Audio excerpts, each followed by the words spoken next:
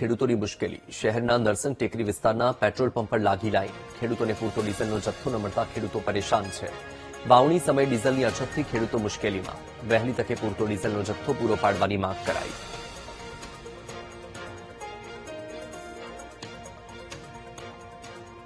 6 વાગે લાઈનમાં ઉભ્યા છે. પૂરતું ડીઝલ તમને મળે કે નથી? 20 લીટર આપે છે એક.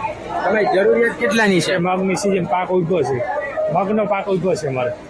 હજી મગનું કામ આખું બાકી છે, ખેતીવાડી ખેતી કામ બાકી છે, મગફળી વાવણી કરવાની પૂરતું પ્રમાણમાં ડીઝલ મળે તમારે શું કરવું?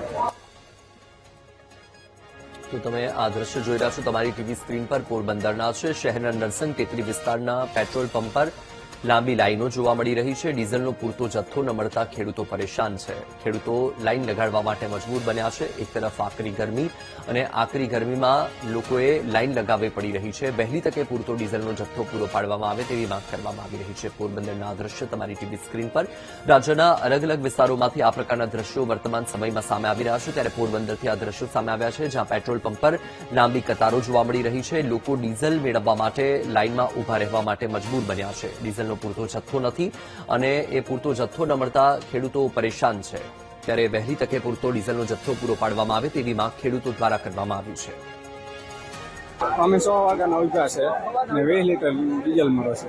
તમારી જરૂરિયાત કેટલા ડીઝલની છે? જરૂર તો બહુ છે પણ આપતા નથી.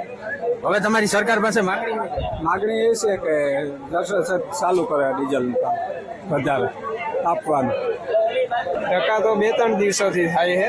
પૂરતું પેટ્રોલ ડીઝલ નથી મળતું, ખાલી 20 લીટર જ દે છે. હવે તમારી સરકાર પાસે માંગણી શું છે?